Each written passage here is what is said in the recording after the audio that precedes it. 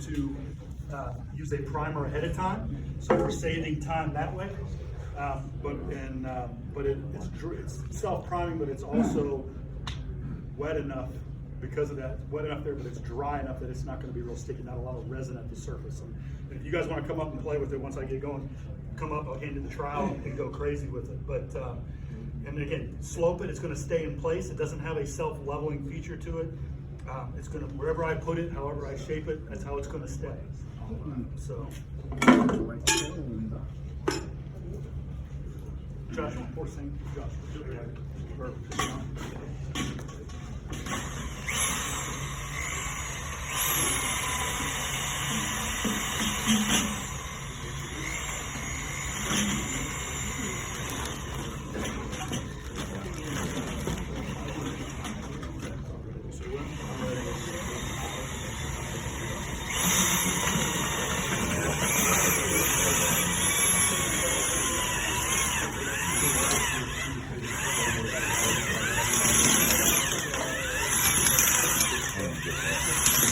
When you're drilling, you want to work it from the bottom and up. Keep going down deep.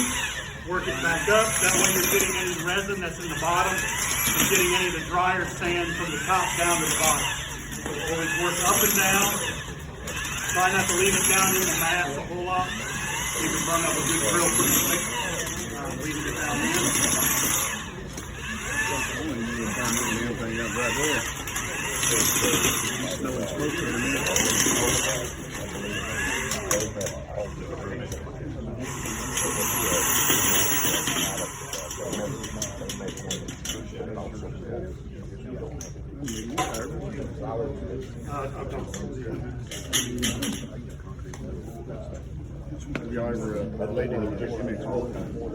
So when it's in the mass, when it's in that bucket, if you leave it in the bucket, that's going to shorten your working time. The longer it's in there, again, when I talk about that mass at exotherm, it's going to heat up. So if I know I'm doing a fair large amount of area, when I'm troweling, I want to get it out and I want to spread it out and then work it from there. I can always scrape off, throw away, put back in the bucket. So when I do a large area, I'll spread it out and go from there. So the time he got done blending is the time the pot light starts. That's right. So on the application instructions, you're going to see pot light time exact free. That's when the pot light starts. So you see what I'm talking about? It's not going to self-level. It's not going to flow anywhere. So we call it, it's got grout. We talk about it being a grout, but it's not a self-leveling grout. I can put this how I want. If I want to come in here, make that speed bump. Wow. Whoa. I can do it. If I want to make a rollover, try to keep things contained and in an area, I can do it. I want to slope 12 inches down to 1/8 of an inch. If I got uneven slabs, I can do it. If I want to slope the drain underneath, if I'm going to put this underneath CS2 or other coatings, I can do that. I can either patch, I can slope, I can do anything I want with that. Again, self-priming. So I'm moving around, get it out. Again, 1/4 inch is typically, when you're looking at coverage, it'll be based on a 1/4 inch or a 1/2 inch is typically what we listed at. You'll see it kind of slide. And what'll happen is until it wets out, and it'll do this on the concrete on you as well, but until that resin that's in there starts to wet out the substrate, Whoa. you don't have to wet. It's a self-priming product. This will actually wet out. The resin, there's enough resin in there that it'll prime itself. So that's what I'm doing. So what you'll see, so see how it's sliding? Now watch, now I'm not sliding anymore. I'm packing and it's grabbing. Out here it's sliding because I haven't been sitting there. But once that resin starts to wet out, it won't slide like that. It'll start to stick, be like it was primed. Okay?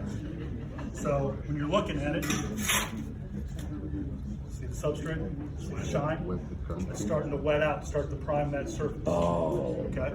So we're taking a step away. We don't have to wet, brush and roll or whatever to prime the surface ahead of time.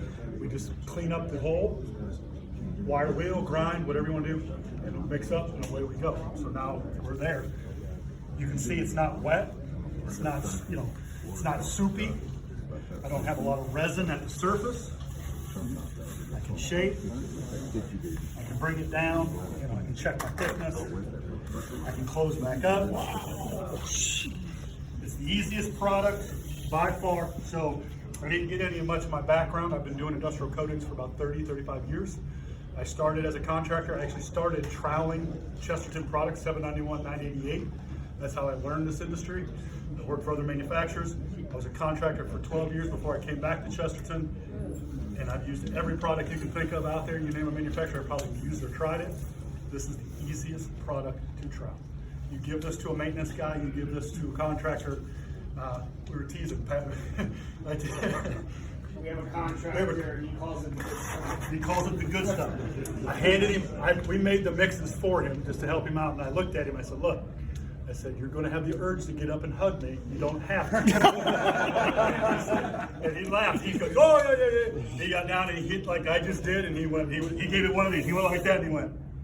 And he's like, holy cow. I mean, he knew. He sat back on his knees, like just like that. I was like, huh. This made my life a lot easier.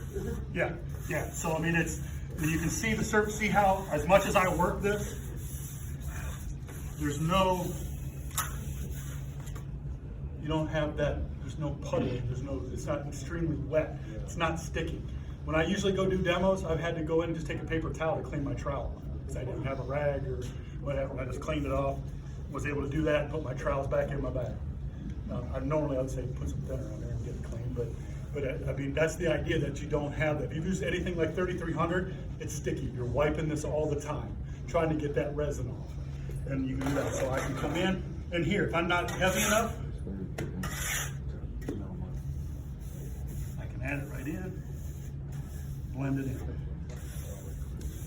build it up. But you see how I'm wetting? See that gray? See how it's starting to wet out? It's just going to keep doing that. It's going to keep wetting. It's going to keep penetrating the slab to get that bond, make that chemical and then mechanical bond to the substrate.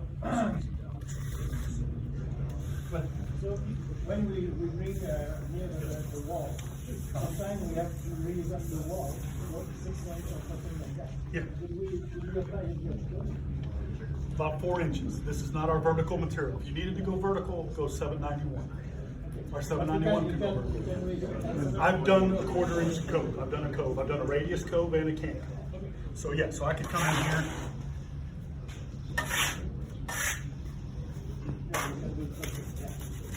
I could just do my cant cove like that. I could use a margin trowel. I could do, if I want to do a big 6-inch cove, 4-inch cant, whatever. But I can also do a radius. I've done a radius with it because I wanted to see if I could test that out and see if it would work. So it will do a radius. Now, when you do a radius cove, I will recommend that you prime, because it's always helpful to have a little extra stick, a little extra tack.